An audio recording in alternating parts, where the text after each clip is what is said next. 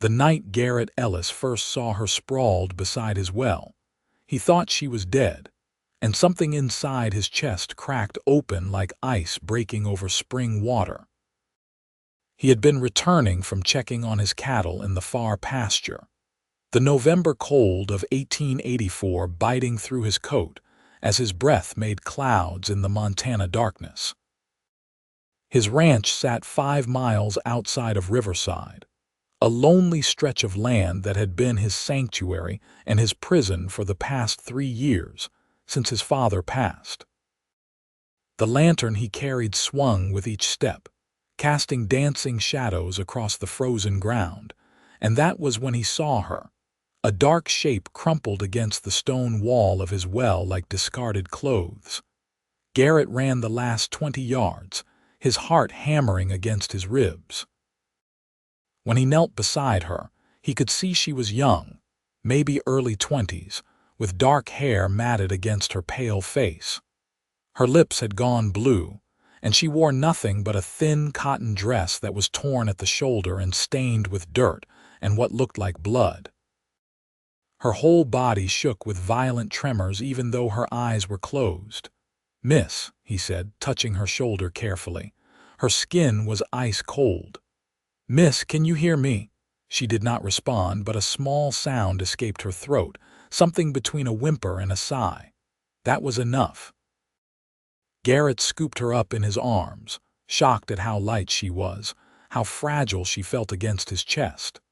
He had handled plenty of things on his ranch, birthed calves and mended fences and broken horses, but holding this woman felt different, felt terrifying in a way he could not name. He kicked open the door to his cabin and carried her straight to the fireplace. The embers from the morning still glowed faintly, and he laid her down on the bearskin rug before throwing fresh logs onto the fire. The wood caught quickly, flames licking upward and casting warmth into the room. He grabbed every blanket he owned from his bedroom, piling them over her shaking form, then filled his kettle with water and set it to boil. Only then did he really look at her face. Even pale and drawn with cold, she was beautiful. Her features were delicate but strong, with high cheekbones and a straight nose. Dark lashes rested against her cheeks, and her hair, once he brushed some of the tangles away from her forehead, was the color of rich earth after rain. "Come on," he murmured, chafing her hands between his own. "Stay with me. You are going to be all right." Her eyes fluttered open, and he found himself staring into irises the color of honey. They were unfocused, confused, but aware. Her lips moved soundlessly. "Do not try to talk," Garrett said gently. "You are safe now. You are in my home, and you are safe." The confusion in her eyes shifted to something else, something that looked like fear, and she tried to pull away from him. Her movements were weak, uncoordinated, but the panic was real. "Easy," he said, releasing her hands and holding his own up where she could see them. "I am not going to hurt you.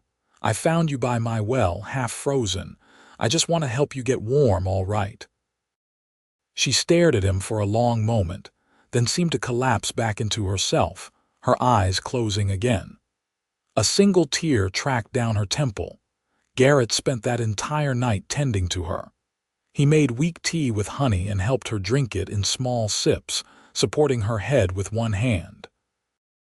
He checked her fingers and toes for frostbite, relieved to find them cold but not blackened.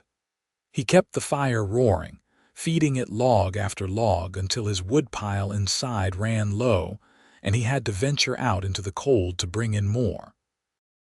Each time he returned, he half expected to find her unconscious again, or worse. But she remained in that strange half-sleep, occasionally opening her eyes to look at him with an expression he could not read. As dawn began to gray the windows, her shivering finally eased. Color had returned to her lips and cheeks, and her breathing had deepened into something that looked like real sleep. Garrett sat back in his chair, suddenly aware of how exhausted he was. He had not slept, had barely stopped moving all night. But as he watched the woman's chest rise and fall steadily, he felt something unfamiliar bloom in his chest. It had been so long since he had cared for another person, so long since anyone had needed him for anything beyond business transactions in town. He must have dozed off in the chair because the next thing he knew, sunlight was streaming through the windows and the woman was awake, sitting up among the blankets and looking around his cabin with wide eyes. "Good morning," Garrett said, his voice rough from sleep. He cleared his throat. "How are you feeling?" She turned to look at him, and he saw that her eyes were clearer now, sharp and intelligent. "Where am I?" Her voice was hoarse, barely more than a whisper. "My ranch, about 5 miles outside of Riverside, Montana. I found you by my well last night. You were nearly frozen." He stood slowly, not wanting to startle her. "My name is Garrett Ellis. What is yours?" She hesitated, her hands clutching the blankets. "Nora," she said finally. "Nora Allen." "Well, Miss Allen, would you like some breakfast? I am not much of a cook, but I can manage eggs and bacon." "I should go." She tried to stand, but her legs buckled immediately. Garrett moved quickly, catching her before she fell, and for a moment they were very close, his arms around her waist, her hands gripping his shoulders.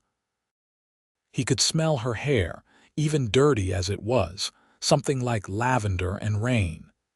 "You are not going anywhere until you are stronger," he said firmly, helping her settle back onto the floor. "Whatever you are running from, it can wait until you are well enough to stand on your own."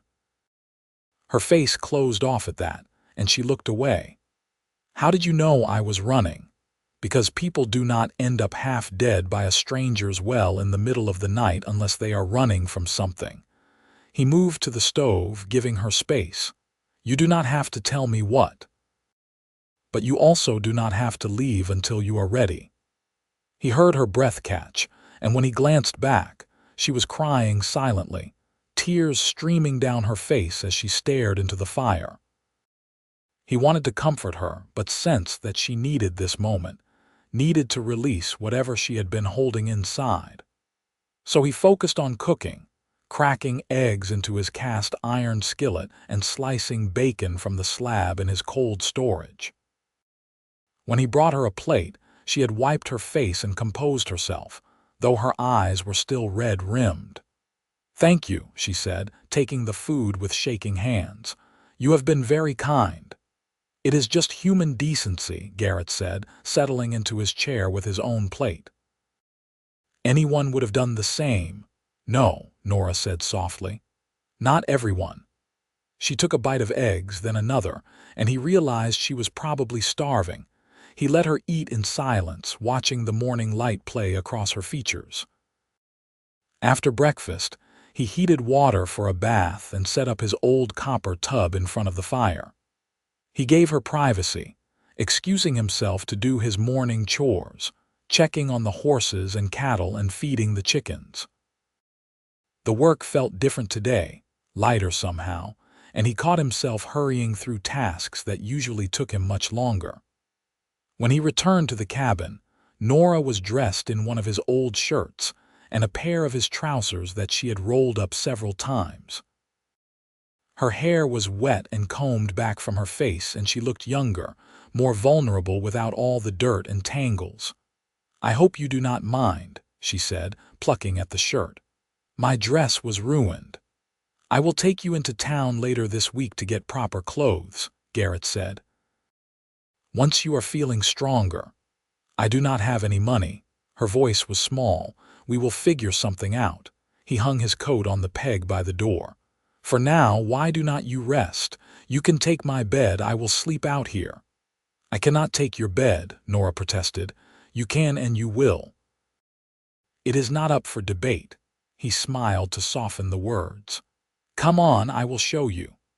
His bedroom was simple, just a bed with a quilt his mother had made, a dresser, and a window that looked out over the mountains. Nora stood in the doorway, seeming reluctant to enter. "I do not want to be any trouble," she said. "You are not trouble." Garrett found that he meant it. In the span of less than 12 hours, this woman had become something important to him, though he could not have explained why. Maybe it was just the loneliness of the past 3 years catching up to him. Maybe it was something else. "Please rest. I will be right outside if you need anything." She nodded slowly and moved into the room, sitting on the edge of the bed and running her hand over the quilt. "This is beautiful. My mother made it. She died when I was 16. He leaned against the door frame. "Get some sleep, Miss Allen." "Nora," she said, looking up at him. "Please just call me Nora." "Nora," he repeated, and something about saying her name made it feel real, made her presence in his home feel less like a dream. "Sleep well."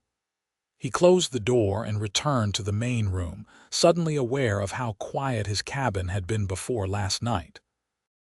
He had grown used to the silence, even found comfort in it after the chaos of losing his father and then his mother years before that. But now, knowing that someone else was here, that another person was breathing and living in these rooms with him, he realized how much he had been missing human connection. The days that followed fell into a gentle rhythm. Nora was weak at first, sleeping most of the day and waking only for meals. Garrett tended to his ranch work, but found himself coming back to the cabin more often than necessary, checking on her, bringing her tea, making sure the fire stayed high. Each time she smiled at him in thanks, something warm unfurled in his chest. By the third day, she was strong enough to sit at the table for meals, and they began to talk. She was careful about her past, revealing only small details, like that she had grown up in Ohio and come west 6 months ago. She did not talk about what she was running from, and he did not press. Instead, they talked about safer things, about the ranch and the land, about the winter coming and what it was like living so far from town. "Do not you get lonely?" Nora asked one evening as they sat by the fire after supper. Garrett considered the question. "I suppose I did," he admitted. "But I got used to it. After my father died, I threw myself into the work. There was always something that needed doing, always some task to fill the hours. I did not have time to think about being lonely. That sounds like a hard way to live. It was the only way I knew." He looked at her, the firelight playing across her face. "What about you? Where were you going when I found you?" She was quiet for a long time, staring into the flames. "Anywhere," she said finally. "I was going anywhere that was away." "From what?" "From a man who thought he owned me." Her voice was flat, emotionless, but her hands clenched in her lap. "I was working as a seamstress in Virginia City. He was a prospector who struck silver. He decided he wanted a wife, and he decided that wife would be me. He did not care that I had no interest in marrying him." Garrett felt anger kindle hot in his stomach. "He forced you," he tried. Nora's jaw tightened. "He came to the boarding house where I lived, tried to drag me out. I fought him, managed to get away, but I knew he would come back. So I ran. I took what little money I had and ran. But the stage coach broke down and I had to keep going on foot and I got turned around in the dark." She looked at him. "And then I found your well, and I thought if I just rested for a moment I could keep going, but I could not get back up." "You are safe here," Garrett said firmly. "If he comes looking, he will have to go through me. You do not know him. He is not the kind of man who gives up. Neither am I." Their eyes met, and something passed between them, something electric and unspoken. Garrett cleared his throat, suddenly aware of how close they were sitting. "You can stay here as long as you need. I mean that." "Why?" Nora asked softly. "Why would you do this for a stranger?" "Because it is the right thing to do." He paused, choosing his words carefully. "And because you are not a stranger anymore." That night, as Garrett lay on the bearskin rug by the fire, he found himself unable to sleep. He kept thinking about Nora in his bed just one room away, about the way her eyes lit up when she smiled, about how natural it felt having her here. He had been alone for so long that he had forgotten what it was like to care about someone else's comfort, someone else's happiness. It should have scared him, this sudden intensity of feeling, but instead it felt like waking up after a long sleep. The next morning, he woke to the smell of coffee and frying bacon. He sat up, disoriented, to find Nora at his stove, cooking breakfast. She had braided her hair back and was still wearing his oversized clothes, and she looked more at home in his cabin than he sometimes felt. "You should not be up yet," he said, standing and stretching the kinks out of his back. "I was feeling much better, and I wanted to do something to thank you." She poured him coffee in his battered tin cup. "Besides, I have been sleeping for 3 days. I was starting to go crazy lying in bed." They ate breakfast together, and Garrett found himself studying her when she was not looking. There was a strength to her that he admired, a resilience that had gotten her through whatever horrors had driven her from Virginia City. She had not given up, even when she easily could have. She had kept fighting. After breakfast, he taught her how to feed the chickens and collect eggs.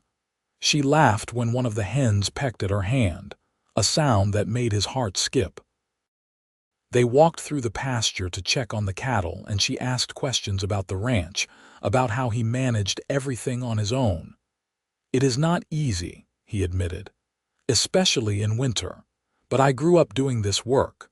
My father taught me everything, and his father taught him. This land has been in my family for 30 years, since before Montana was even a state." "It must be nice," Nora said wistfully, "having roots like that, belonging somewhere." "Where do you belong?" he asked. "I do not know. I used to think I belonged in Ohio, but after my parents died, there was nothing left for me there. I thought maybe I could make a new start out west, but that did not work out the way I hoped." She looked out at the mountains, her expression distant. "Maybe I am not meant to belong anywhere." "Everyone belongs somewhere," Garrett said. "Sometimes it just takes a while to find the right place." She looked at him then, really looked at him, and he saw something shift in her expression. "Maybe," she said softly. That afternoon, dark clouds rolled in over the mountains, and by evening, snow was falling thick and fast. Garrett brought in extra firewood and made sure all the animals were secured for the night. Inside, Nora had made stew from the vegetables in his root cellar and the beef he had salted earlier in the season. They ate by the fire as the wind howled outside, the cabin creaking but solid around them. "Sounds like a big storm," Nora said, glancing at the window where snow was already piling up. "First real storm of the season," Garrett agreed. "We might be snowed in for a few days." "Does that worry you?" "No, I have plenty of supplies and the animals will be fine in the barn." He smiled at her.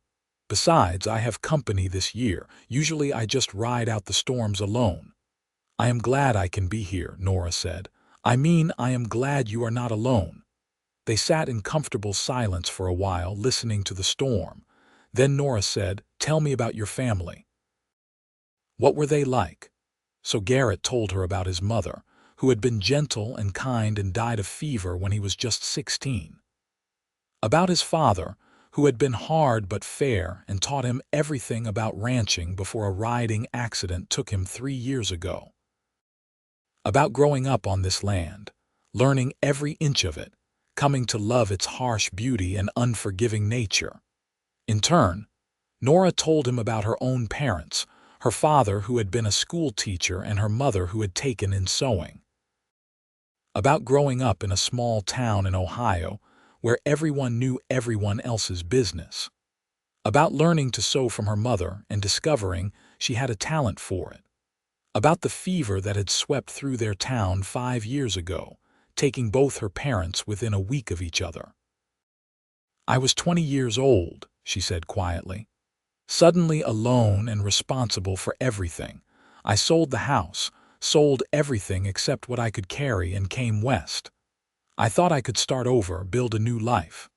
I found work in Virginia City, rented a room, and for a while it was good. But then he came into the shop one day and everything fell apart. "What was his name?" Garrett asked. "Richard McClure. He owned one of the big mining operations. Everyone in town was afraid of him." She wrapped her arms around herself. "When he decided he wanted something, he took it. I was just lucky I got away." "You are more than lucky," Garrett said. "You are strong. A lot of people would have given up, but you fought. You survived." "I almost did not. If you had not found me when you did, I would have frozen to death by that well. But I did find you," Garrett said. "And you are here now, and you are safe." She smiled at him, and in the firelight she looked so beautiful that his breath caught. He wanted to reach out and touch her face, to trace the curve of her cheek with his fingers, but he held himself back. It was too soon, too complicated. She was vulnerable, recovering, and the last thing she needed was him pushing his feelings on her. But when she shifted closer to him, closing the space between them on the rug, he did not move away. They sat there together as the storm raged outside, their shoulders touching, and Garrett felt warmer than he had in years. The storm lasted 3 days, just as he had predicted. They were snowed in completely, the drifts piling up against the cabin walls and making it impossible to get to town. But Garrett did not mind. He and Nora fell into an easy companionship, cooking meals together and talking for hours by the fire.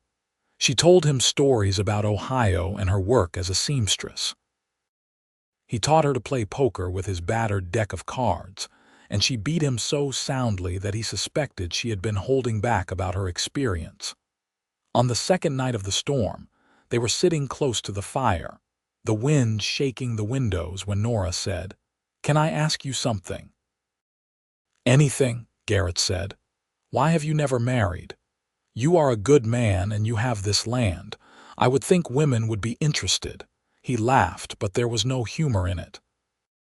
"There are not many women in Riverside to begin with, and the few that are there are already spoken for or not interested in the hard life of a rancher's wife. Besides, after my father died, I was too busy keeping this place running to think about courting. Were you never lonely?" "I told myself I was not, that the work was enough." He looked at her. "But I think I was lying to myself. And now," her voice was barely above a whisper, "now I know I was lying." He held her gaze. "Because for the first time in 3 years I do not feel alone." Nora reached out and took his hand, lacing her fingers through his. Her hand was small and warm, and the simple touch sent electricity racing up his arm. "I do not feel alone either," she said. They sat like that for a long time, hands clasped, watching the fire burn down to embers. When Garrett finally banked the coals and prepared to sleep on the rug as usual, Nora stopped him. "You do not have to sleep out here," she said. "The bed is big enough for both of us. I trust you." "Nora, I do not think that is a good idea. Please, I sleep better knowing you are close by." She looked at him with those honey-colored eyes, and he felt his resolve crumble. "All right," he said. "But only if you are sure." They lay down on opposite sides of the bed, a careful space between them, both fully clothed. But sometime in the night, Garrett woke to find Nora pressed against his side, her head on his shoulder, her arm draped across his chest. She was still sleeping, her breathing deep and even, and he realized she must have moved toward him unconsciously, seeking warmth or comfort or both.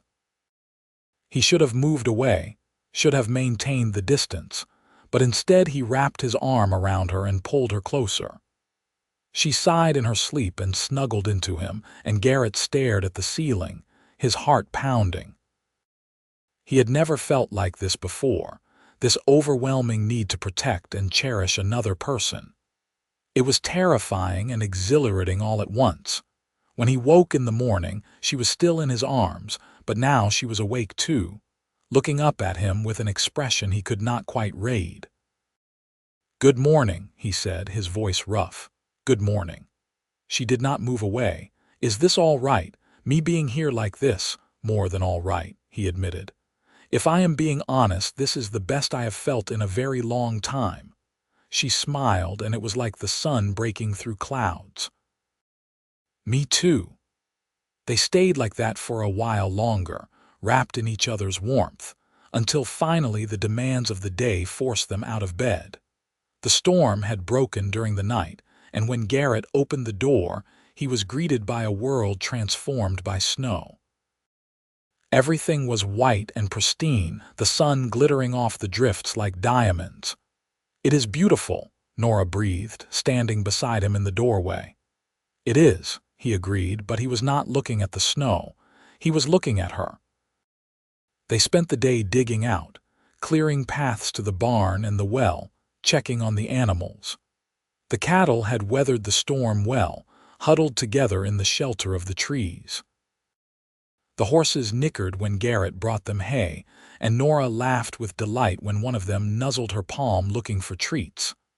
"I have never been this close to a horse before," she admitted. "Would you like to learn to ride?" Garrett asked. "Once the weather clears up a bit more, really." "You would teach me, of course.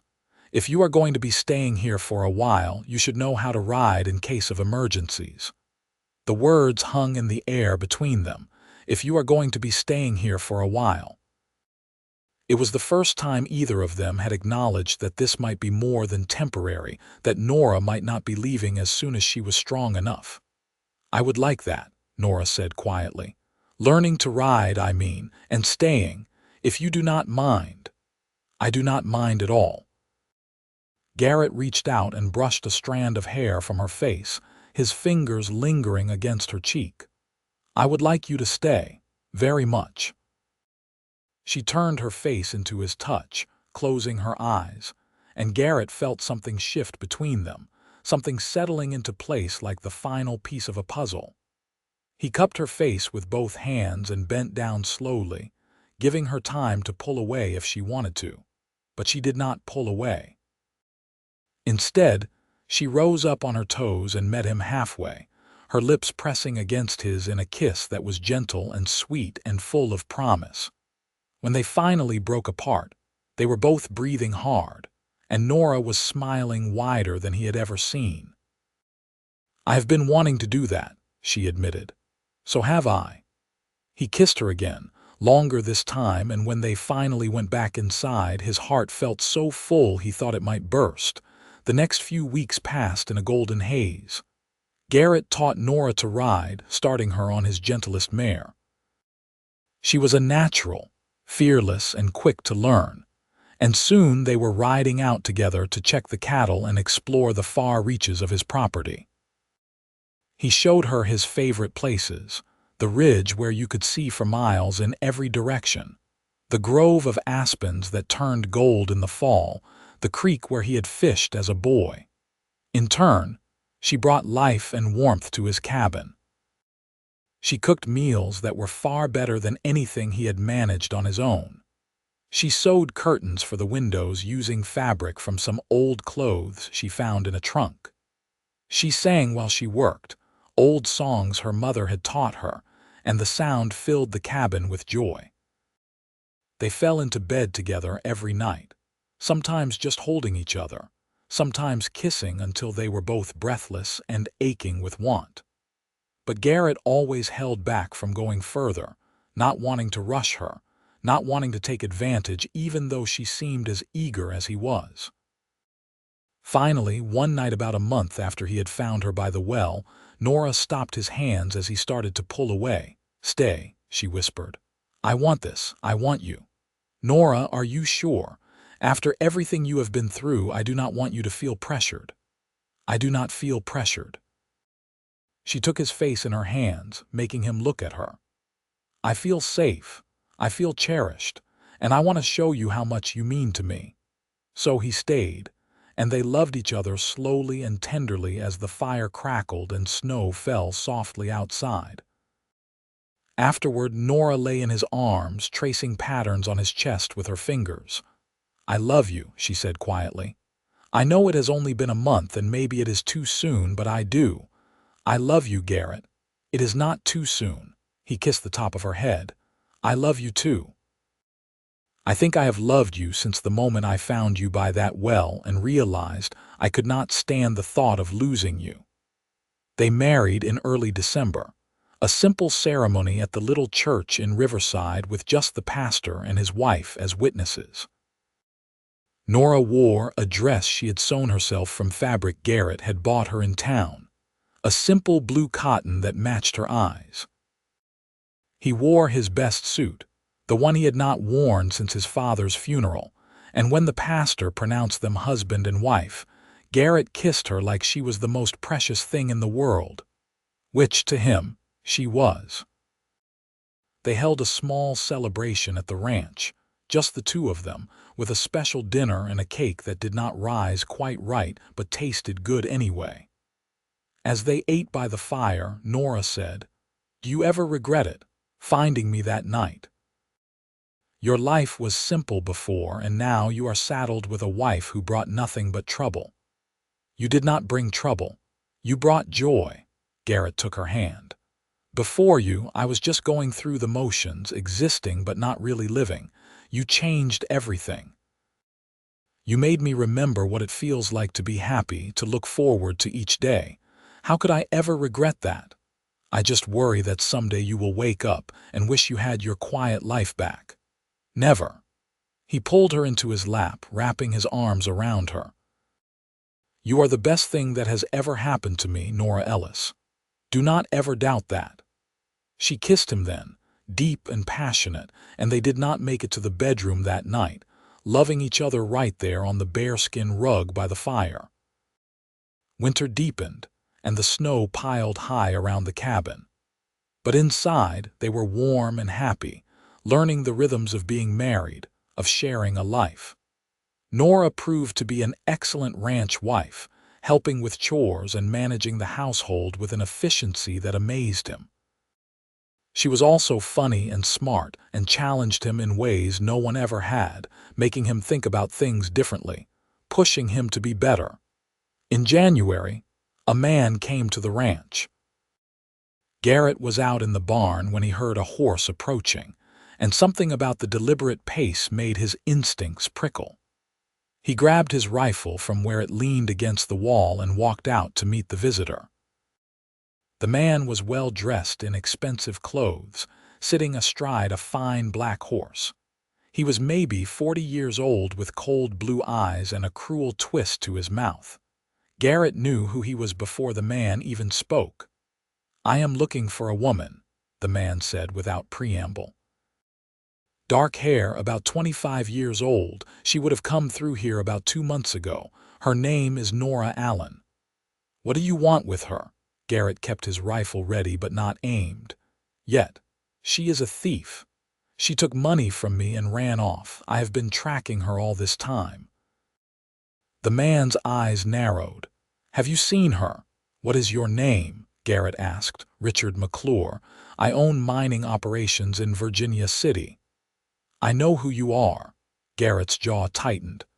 "And I know why you are really looking for her. She is not a thief, and she did not take anything from you. You tried to force her to marry you, and she ran." McClure's face darkened. "She told you that. She is a liar. That money was mine, and I want it back. Now, have you seen her or not?" "I have not seen anyone matching that description," Garrett lied smoothly. Inside the cabin, he knew Nora would be listening, would be terrified. "No one has come through here in months." McClure studied him for a long moment. "You are lying. I can tell." "Then you can tell wrong." Garrett shifted his grip on the rifle. "Now I suggest you leave my property. You are not welcome here. If I find out you are hiding her, there will be consequences." "Is that a threat?" "It is a promise." McClure jerked his horse's reins, wheeling around. "This is not over." Garrett watched him ride away, not lowering the rifle until the man was out of sight. Then he hurried back to the cabin where he found Nora standing by the window, her face white. "He found me," she whispered. "He is gone now." Garrett set the rifle down and pulled her into his arms. "And he does not know you are here. I did not tell him anything. He will come back. You do not know him like I do. He always gets what he wants." Then he is about to learn what it is like to not get his way. Garrett tipped her chin up. You are my wife, Nora. I will protect you with my life if I have to. He is not taking you anywhere.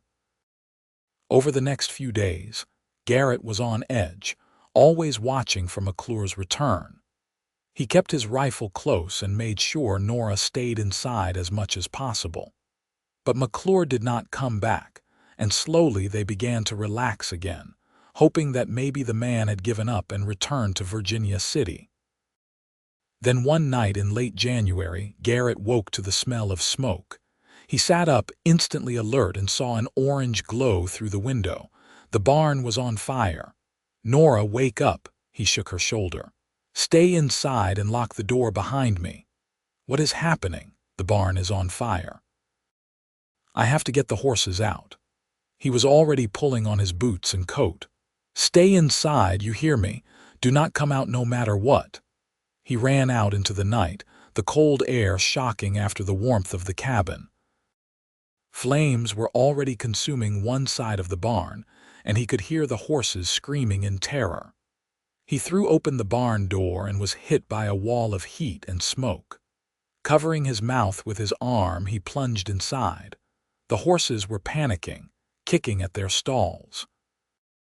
Garrett worked quickly, opening each stall and driving the horses toward the door. The smoke was thick and choking, making his eyes water and his lungs burn. One of the horses reared, its hooves nearly catching him in the chest, but he dodged and kept pushing forward. He got 3 of the 4 horses out before the smoke became too thick. He stumbled toward the last stall, but a burning beam fell from the ceiling, blocking his way. He tried to push it aside, but it was too heavy and too hot, and he could hear the last horse screaming on the other side. Garrett. He turned to see Nora in the barn doorway, backlit by the flames. I told you to stay inside, he shouted. I am not letting you die in here. She ran forward, grabbing his arm. We have to go now. Another beam fell, this one barely missing them both. Garrett realized she was right. If they did not leave now, they would both die. With a last agonizing look at the final stall, he let Nora pull him toward the door. They burst out into the cold air, both of them coughing and gasping. The barn was fully engulfed now, flames shooting into the night sky. There was nothing they could do but watch it burn. Garrett sank to his knees in the snow, grief and rage warring inside him. That barn had been his father's pride, built with his own hands 30 years ago, and now it was gone. It was him, Nora said quietly. McClure did this. I know. Garrett's voice was rough from smoke and emotion. He is trying to drive you out, trying to destroy everything so you will have no choice but to go back to him. Then I will leave. Tears were streaming down Nora's face. I will not let him destroy your life because of me. I will go back to Virginia City. I will do whatever he wants, just please no more of this. No. Garrett stood, pulling her up with him. You are not going anywhere. This is your home and I am your husband and we are going to fight this together. But he will keep coming. He will keep hurting you until I give in. Then let him try. Garrett's jaw was set. Because I am not giving you up. Not now, not ever. They spent the rest of the night watching the barn burn down to smoldering ruins. By dawn, there was nothing left but charred wood and ash. 3 of the horses had survived, milling around nervously in the corral, but the 4th had died in the fire. Garrett felt each loss like a physical blow. After checking on the remaining horses, Garrett hitched up his wagon and he and Nora rode into Riverside. They went straight to the sheriff's office, where Sheriff Tom Winters listened to their story with a deepening frown. Richard McClure, you said. Winters leaned back in his chair. I have heard of him. He has a bad reputation in Virginia City, but he has money and influence. It will be hard to prove he did this. He came to my ranch asking about Nora, Garrett said, threatened me when I would not tell him where she was. Then a week later my barn burns down. That is not a coincidence. I believe you, Winters said. But believing and proving are two different things. Unless you saw him set the fire, we do not have much to go on. So he just gets away with it. Nora's voice was tight with anger. I did not say that. Winters stood. I will ride out to Virginia City and ask some questions. See if anyone saw McClure leave town last night. And I will make it known that you two are under my protection. If anything else happens, he will have to answer to the law. It was not much, but it was something. Garrett and Nora left the sheriff's office and went to the general store, where Garrett bought supplies to start rebuilding the barn. As they loaded the wagon, the owner's wife, Mrs. Henderson, came out to speak with them. I heard about what happened to your barn, she said sympathetically. That is just terrible. If you need any help, I am sure the men in town would be willing to lend a hand. Thank you, madam, Garrett said. I appreciate that. And is this your wife? I do not think we have been introduced. Mrs. Henderson smiled at Nora. This is Nora, yes. We married last month. Garrett put his arm around Nora's shoulders. Nora, this is Mrs. Henderson. She and her husband own the store. It is a pleasure to meet you, Nora said. Likewise, dear. You must come to the Ladies' Aid Society meeting next week. We meet at the church every Wednesday. It would be a good chance for you to meet the other women in town. As they drove back to the ranch, Nora seemed thoughtful. Do you think I should go to that meeting? She asked. Do you want to? I do not know. I am not used to being part of a community. I was always just passing through before. She looked at him. But if I am going to stay here, really stay, then I suppose I should get to know people. You do not have to do anything you do not want to do, Garrett said, but I think it would be good for you, and the women here are kind. They will welcome you. The next few weeks were hard. Garrett worked from dawn until dark, clearing away the remains of the barn and starting to rebuild. Several men from town came out to help, just as Mrs. Henderson had promised, and slowly a new structure began to take shape. It would not be as grand as the original barn, but it would be solid and functional. Nora went to the Ladies' Aid Society meeting and came back smiling, talking about the women she had met and the quilting project they were working on. She threw herself into becoming part of the community, helping with church suppers and joining the sewing circle. Garrett watched her blossom, becoming more confident and happy with each passing day. But they both remained wary, always watching for McClure's return. Garrett slept lightly, his rifle always within reach. Every unexpected sound made them both tense. The threat hung over them like a shadow. In early March, Sheriff Winters came back to the ranch with news. McClure had left Virginia City the day before the fire, and several people had seen him heading in the direction of Riverside. But he had also returned the next day, and his men swore he had been at the mine all night. There was no proof, only suspicion. I am sorry, Winters said. I know he did it, and you know he did it, but without proof my hands are tied. What if he does something else? Nora asked. What if he tries to hurt Garrett? Then we will have him arrested. Winters settled his hat back on his head. But until then, all we can do is stay vigilant. Keep your rifle close, Ellis, and do not hesitate to use it if he shows up on your land again. After the sheriff left, Garrett and Nora sat by the fire, both of them subdued.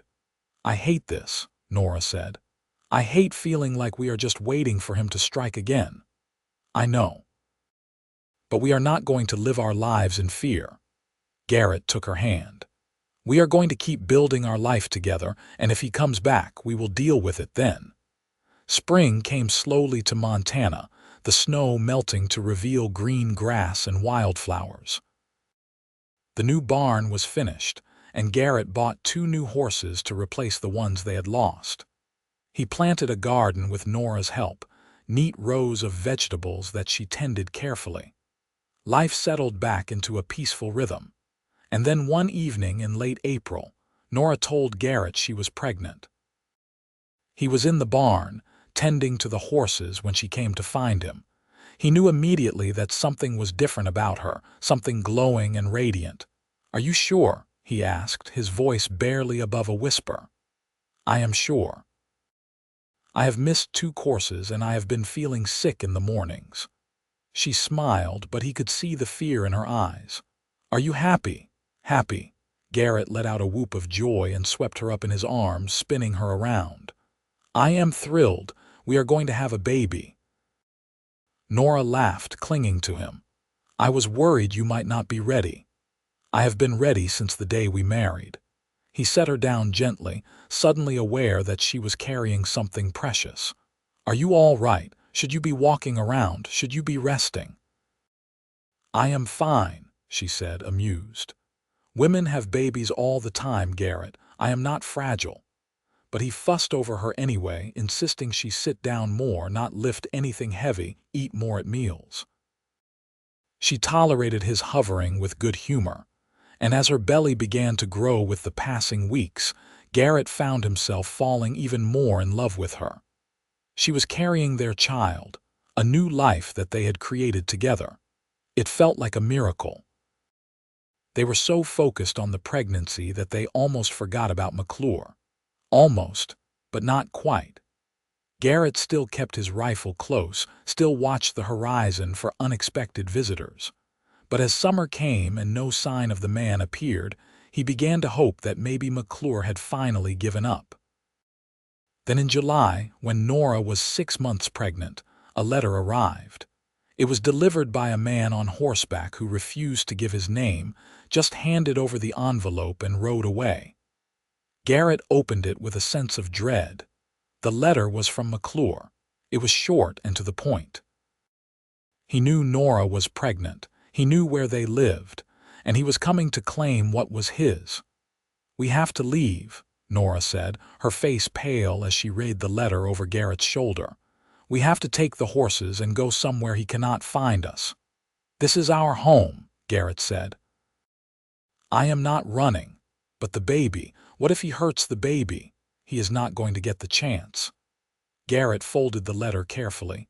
"I am going to end this, Nora, one way or another." He rode into town that afternoon and found Sheriff Winters. He showed him the letter, and Winters's face hardened as he read it. "This is a direct threat," Winters said. "With this, I can arrest him." "Then let us go to Virginia City together," Garrett said. "I want to be there when you bring him in." They left the next morning, Garrett and the sheriff and 2 deputies. Nora wanted to come, but Garrett convinced her to stay with Mrs. Henderson in town where she would be safe. The ride to Virginia City took a full day, and Garrett used the time to think about what he would say to McClure, what he would do if the man resisted arrest. They found McClure at his mine, overseeing the workers. He looked unsurprised to see them, and when Winters showed him the letter, he just smiled. "I did not write that," he said calmly. "Anyone could have forged my signature." "That is your handwriting," Garrett said, "and you told me yourself you would not give up. Prove it." McClure crossed his arms. "You have no witnesses, no proof, just a letter that could have been written by anyone." Garrett felt rage boiling up inside him. He wanted to hit this man, to make him pay for everything he had put Nora through. But Winters put a hand on his arm, holding him back. "We are watching you, McClure," Winters said. "If you set 1 foot in Riverside, if you go anywhere near Garrett Ellis or his wife, I will arrest you. Do you understand?" "I understand perfectly." McClure's smile widened. "But you cannot watch me forever, Sheriff, and I am a patient man." They left Virginia City empty-handed, and Garrett felt like a failure. He had wanted to end this, to make sure Nora was safe, but instead McClure was still free, still threatening them. When he got back to Riverside, he found Nora waiting at Mrs. Henderson's house. She took one look at his face and knew it had not gone well. "What are we going to do?" she asked as they rode back to the ranch. "We are going to be careful," Garrett said, "and we are going to hope that he is smart enough to listen to the sheriff's warning." But as summer turned to fall and Nora's belly grew round and full, Garrett could not shake the feeling that this was not over. He reinforced the doors and windows of the cabin, kept his rifle loaded and ready, and taught Nora how to shoot in case she ever needed to defend herself. In late October, as the leaves were turning gold and the first frost was touching the ground, Nora went into labor. It happened in the middle of the night, and Garrett woke to her gripping his arm, her face tight with pain. "It is time," she gasped. Garrett had never been so scared in his life. He helped her to the bedroom, then rode like mad to fetch Mrs. Henderson and the midwife. By the time he got back, Nora was in hard labor, crying out with each contraction. "You need to wait outside," Mrs. Henderson told him firmly. "This is women's work." "I am not leaving her," Garrett said. "Garrett, please." Nora reached for his hand. "I will be all right. Just wait outside." So he paced in the main room, listening to Nora's cries and feeling utterly helpless. The hours crawled by and he prayed more than he had prayed in his entire life. Please let her be all right. Please let the baby be all right. Please. Finally, just as dawn was breaking, he heard a new sound. A baby's cry, thin and radiant, and the most beautiful thing he had ever heard. Mrs. Henderson opened the bedroom door, smiling. "You have a son," she said. "A healthy baby boy." Garrett stumbled into the room, his legs weak with relief. Nora was lying in bed, exhausted but glowing, holding a tiny bundle wrapped in blankets. When she saw him, she smiled. "Come meet your son," she said softly. Garrett approached the bed slowly, almost reverently. He looked down at the baby and felt his heart crack open. The child was tiny, with a cap of dark hair and Nora's nose and Garrett's chin. He was perfect. "Can I hold him?" Garrett asked. Nora transferred the baby into his arms, and Garrett held his son for the first time. The child opened his eyes, dark blue like all newborns, and seemed to look right at him. In that moment, Garrett knew he would do anything to protect this little life, would give everything he had to make sure his son grew up safe and happy. "What should we name him?" Nora asked. They had discussed names before, but now that the baby was here, none of them seemed quite right. Then Garrett remembered his grandfather, his father's father, who had first settled this land. "Samuel," he said. "Samuel Ellis, if that is all right with you." "Samuel." Nora tested the name. "I like it. Hello, Samuel. Welcome to the world." They spent the day marveling at their son, taking turns holding him and watching him sleep. Mrs. Henderson and the midwife stayed for a few hours to make sure everything was all right, then left, promising to check in the next day. That night, as Garrett held Samuel and watched Nora sleep, he heard a horse outside. His blood ran cold. Slowly, carefully, he laid the baby in the cradle he had built and picked up his rifle. Through the window, he could see a man on horseback approaching the cabin. In the moonlight, he recognized McClure. Garrett opened the door and stepped outside, closing it behind him to keep the cold out. He raised the rifle, aiming it at McClure's chest. "That is close enough," he said. McClure stopped his horse about 20 feet away. "I heard congratulations are in order. A son, is it? What do you want?" "I want what has always been mine. I want Nora." "She is not yours. She is my wife, and she has just given birth to my child. If you have any decency at all, you will turn around and leave." "Decency," McClure laughed. "You think I care about decency? I have spent months tracking her, waiting for the right moment, and now here we are." "Here we are," Garrett agreed. "With my rifle pointed at your heart. You are trespassing on my land, McClure. I would be within my rights to shoot you where you sit." "You would not dare. Try me." Garrett's voice was cold. "I have a wife and a newborn son inside that cabin. There is nothing I would not do to protect them. Nothing." For the first time, McClure seemed uncertain. He looked at Garrett's face, at the rifle that never wavered, and seemed to realize that he had pushed too far. "This is not over," McClure said. "Yes, it is." Garrett took a step forward. "Because if you ever come near my family again, I will kill you, not threaten, not warn. Kill. Do you understand me?"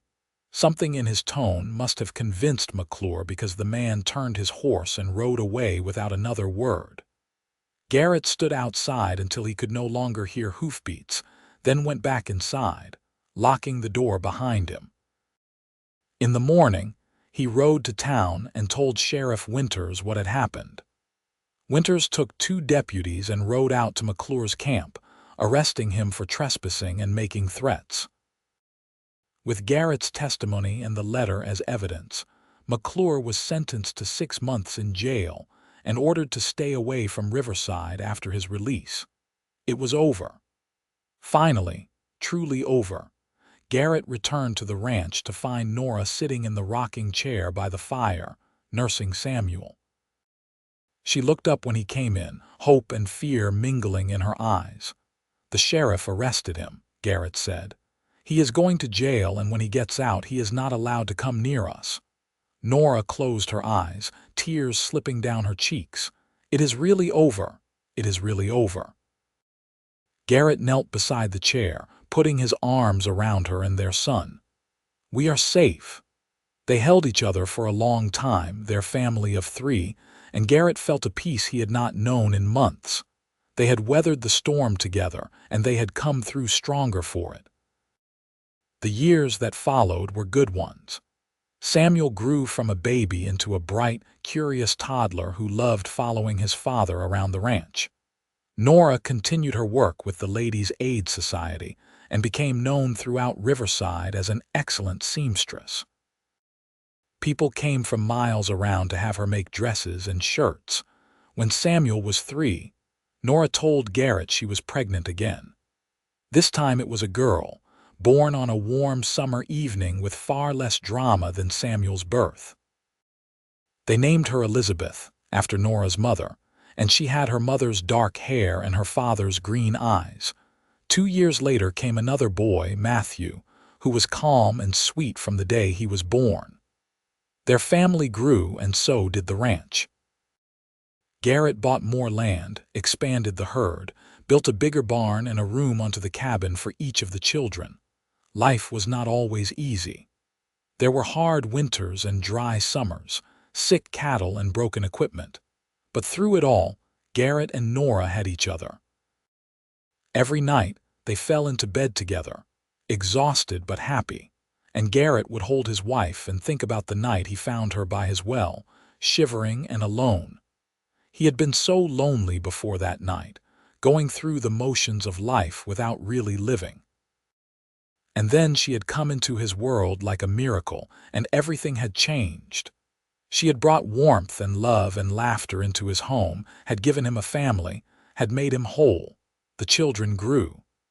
Samuel became strong and capable, learning the ranch work with enthusiasm. Elizabeth was independent and fierce, insisting on learning to ride and rope right alongside her brothers. Matthew was gentle and thoughtful, always with his nose in a book when he was not doing chores. When Samuel turned 18, a young woman from town caught his eye, and Garrett recognized the look on his son's face. It was the same look he had worn when he first realized he was in love with Nora. 2 years later, Samuel married that girl, a sweet-natured blonde named Emma, and they built a house on the far end of the property. Elizabeth announced at 16 that she had no intention of ever marrying, that she wanted to travel and see the world. Nora smiled and told her that was fine. She could do whatever she wanted. But Garrett noticed the way his daughter looked at the blacksmith's son when she thought no one was watching, and he suspected she might change her mind one day. Matthew went away to school in Denver, studying to be a teacher. He came home for holidays and summers, full of stories about the city and his studies. Garrett was proud of all his children, proud of who they had become. As the years passed, Garrett and Nora grew older together. Their hair turned gray and their bodies moved slower, but their love never dimmed. They still held hands when they walked, still kissed goodnight before sleep, still looked at each other with the same wonder and affection they had felt in those early days. One evening, when Garrett was 55 and Nora was 52, they sat on the porch of their cabin watching the sunset paint the mountains pink and gold. Their children were grown and gone, living their own lives, and the house was quiet again. "You remember the night you found me?" Nora asked, leaning her head on Garrett's shoulder. "I remember everything about that night," Garrett said. "I thought you were dead at first. I had never been so scared in my life." "I thought I was going to die," Nora admitted. "I was so cold and I was so tired of running, I had given up. And then I woke up warm and safe, and you were there, this stranger who had saved me for no reason other than it was the right thing to do." "It was more than that," Garrett said. "Even then, even when I did not know you, I felt something, like finding you was meant to happen. I felt it too." Nora lifted her head to look at him. "I fell in love with you so fast it scared me. I kept thinking it could not be real, that you would wake up one day and regret taking me in. But you never did. Not for one single second." Garrett kissed her forehead. "You are the best thing that ever happened to me, Nora Ellis. You took a lonely rancher and taught him what it means to have a home, to have a family, to have love. How could I ever regret that? I love you," she said simply. "I have loved you for 30 years, and I will love you for 30 more if we are lucky enough to have them." "I love you too." Garrett held her close, watching the sun sink below the horizon. "More than I can ever say." They sat there together as the stars came out. Two people who had found each other against all odds, who had built a life and a family together, who had never felt cold again since that night by the well. And as the Montana wind whispered through the grass and the coyotes began their evening song, Garrett knew with absolute certainty that he was the luckiest man alive. Years continued to roll by with the gentle consistency of the seasons. Samuel and Emma had 4 children of their own, filling the ranch with the laughter of grandchildren. Elizabeth did eventually marry the blacksmith's son, much to everyone's amusement but her own, and they moved to Billings where he opened his own shop. Matthew became a teacher as planned, taking a position in Riverside so he could stay close to home, and married one of his fellow teachers, a clever woman named Grace.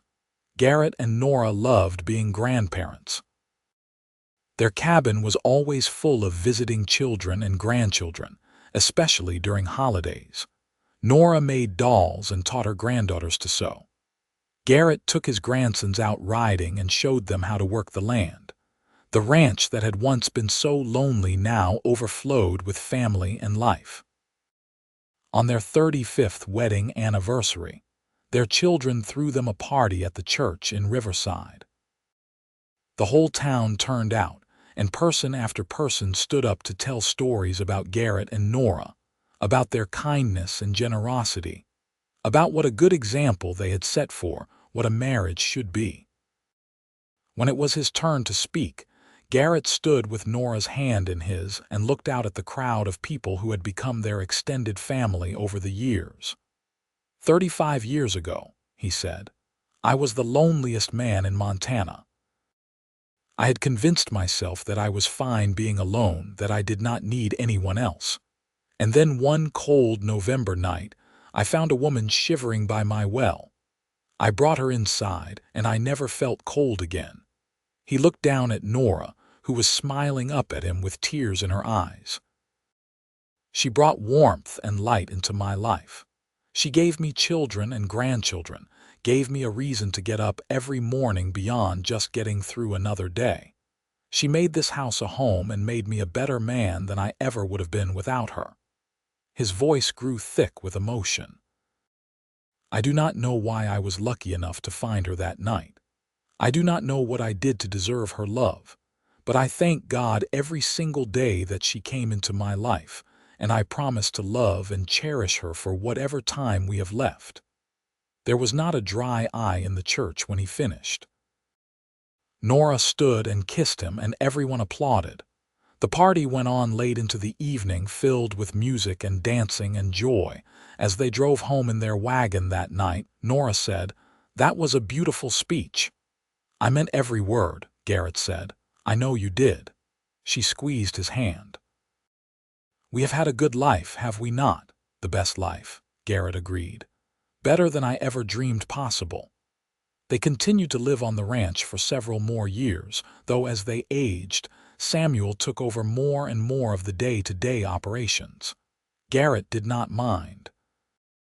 He had worked hard all his life, and he was content now to sit on the porch with Nora, watching his family carry on the legacy he and his father and his grandfather had built. When Garrett was 68, he caught pneumonia during a particularly harsh winter. The doctor came out from town and did what he could, but they all knew it was serious. Garrett was bedridden for weeks, drifting in and out of consciousness, and Nora never left his side. She sat by his bed day and night, holding his hand, talking to him even when he could not respond. One evening, when the fever had broken and Garrett was lucid again, he looked at his wife and saw the exhaustion on her face, the fear in her eyes. "I am not ready to leave you yet," he said, his voice hoarse. "Good," Nora said fiercely, "because I am not ready to let you go." "Promise me something," Garrett said. "If I do go first, promise me you will be all right, that you will keep living, keep being happy." "Do not talk like that. Nora, please promise me." She was quiet for a long moment, then nodded. "I promise, but you have to promise me the same thing. If I go first, you do not give up. You keep going." "I promise," Garrett said. He recovered from the pneumonia, though it took months before he was back to his full strength. The experience left him more aware of his mortality, more conscious of how precious each day with Nora was. They made the most of the time they had, taking walks when the weather was good, sitting by the fire when it was not, always together.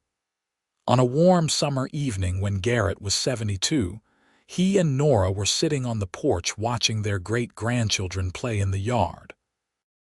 Samuel's oldest son had married young and had 2 children of his own now, and the sound of their laughter filled the air. "Look at what we made," Nora said softly. "All of this, all these people, they exist because you found me that night." "Because we found each other," Garrett corrected. He put his arm around her shoulders, and she leaned into him with the ease of long practice. "I was thinking earlier about that night. Do you remember how scared you were?" "Terrified," Nora said. "I thought you might hurt me, or turn me over to McClure, or any number of terrible things. But then you just took care of me. You asked for nothing in return, you just made sure I was safe and warm." "I fell in love with you that first night," Garrett admitted.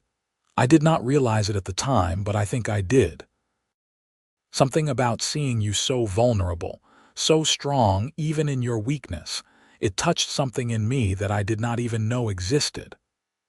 "I fell in love with you when you told me I was not trouble," Nora said. "When you looked at me like I was something precious instead of something broken.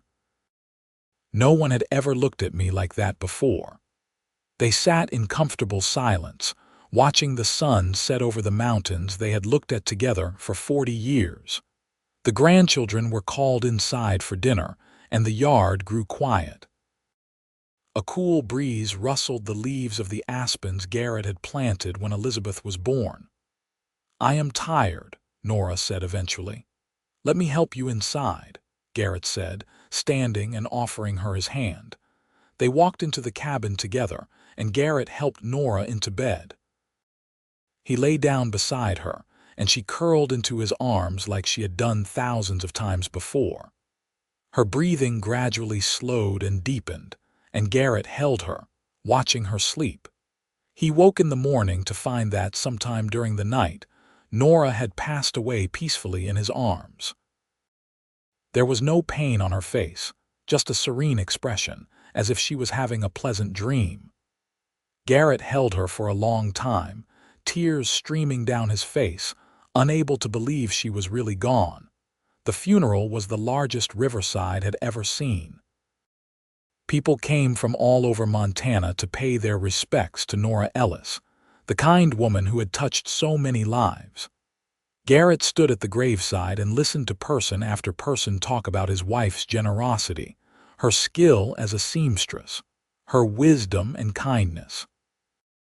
But all he could think about was the woman he had found by his well 40 years ago, cold and scared and alone, and how she had changed everything. After Nora died, Garrett struggled. He had promised her he would keep living, but he did not know how to do that without her. The cabin felt empty and cold, even though his children were constantly there, checking on him, bringing him meals, trying to help.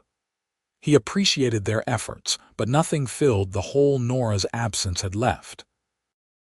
One night, about a month after the funeral, Garrett walked out to the well where he had found her. It was November again, and the air was cold, and for a moment he could almost see her there, crumpled against the stone, her dark hair spread around her. "I miss you," he said aloud. "Every moment of every day I miss you." The wind answered him, cold and lonely, and Garrett realized that he was ready. Ready to let go, ready to be with Nora again. He had lived a full life, had seen his children and grandchildren and great-grandchildren grow and thrive. He had done everything he set out to do, and now he just wanted to be with his wife. He went back inside and wrote letters to each of his children, telling them how much he loved them, how proud he was of them, how grateful he was for the life they had shared. He put the letters on the table where they would be easily found. Then he lay down on the bed he had shared with Nora and closed his eyes. Samuel found him the next morning, passed away in his sleep with a peaceful expression on his face. When they went through his things, they found the letters and cried as they read his final words. But they also smiled, because they knew their father was finally with their mother again, and that was what he had wanted most. They buried Garrett next to Nora, under an aspen tree on a hill overlooking the ranch. The whole town came again, and this time the stories were about both of them, about the lonely rancher and the woman he had saved, about the love that had sustained them through 40 years and beyond. At the burial, Samuel stood up to speak. He was 53 now, with gray in his hair and grandchildren of his own, but his voice shook with emotion as he talked about his parents. "My father used to say that the night he found my mother was the night his life truly began," Samuel said. He had been alone for so long, and she brought light and warmth into his darkness. But what he did not talk about as much was what he gave her. He gave her safety when she was in danger. He gave her love when she had been treated cruelly. He gave her a home and a family and a life worth living. He paused, looking out at the assembled crowd. They saved each other that night by the well, and they spent the rest of their lives saving each other every single day in small ways and large. That is what love is. That is what marriage is. And I am grateful every day that I got to witness it, to learn from it, to try to live up to the example they set. As they lowered Garrett's casket into the ground, a cold wind blew across the hillside, carrying the first snowflakes of winter. But somehow it did not feel cold. It felt like a presence, like Garrett and Nora were there together, watching over the family they had created, the love they had built. The ranch continued to thrive under Samuel's care, and then under his son's care, passing down through the generations. Each new family that lived there heard the story of Garrett and Nora, of the night he found her by the well and brought her inside, of the love that had sustained them through every challenge life threw at them. And on cold November nights, when the wind howled around the cabin and the snow fell thick and fast, it was said that you could sometimes see two figures standing by the old stone well, holding hands and looking toward the mountains. The lonely rancher and the woman he had saved, together forever, never cold again. Their great-great-grandchildren still lived on that land in Montana, still tended the cattle and worked the ranch that Garrett's grandfather had started so many years ago. And they all knew the story by heart, told it to their own children, kept the memory alive of two people who had found each other against all odds and built a love that lasted beyond death. The well still stood, though it was no longer used for water. The family had kept it as a memorial, placing a plaque there that read, "Here two souls found each other. Here love began." Couples who were getting married often came to have their pictures taken by it, hoping that some of Garrett and Nora's enduring love would rub off on them. The cabin had been expanded and modernized over the years, but the original room where Garrett had first brought Nora, where he had wrapped her in blankets and brought her back from the edge of death, that room was preserved exactly as it had been. The bearskin rug still lay before the fireplace. The old rocking chair still sat in the corner. And on the mantel was a photograph, one of the few that existed of Garrett and Nora together, taken on their 25th wedding anniversary. In the photograph, they stood in front of the cabin, his arm around her waist, both of them smiling at the camera. But if you looked closely, you could see that they were also looking at each other, their love visible in every line of their faces, in the way they leaned into each other, in the gentle touch of their hands. It was a photograph of two people who had found everything they had been searching for in each other. A lonely rancher who had needed someone to fill the empty spaces in his life. A frightened woman who had needed someone to show her that not all men were cruel, that love could be gentle and true and lasting. They had saved each other that cold November night, and they had continued to save each other every day after, building a life and a family and a love story that would be remembered for generations to come. And though they were gone now, their love remained, etched into every stone and board of the ranch they had built together, woven into the very fabric of the land itself.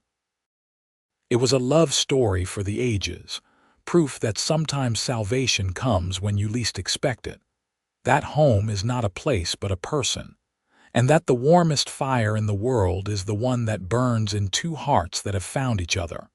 The end.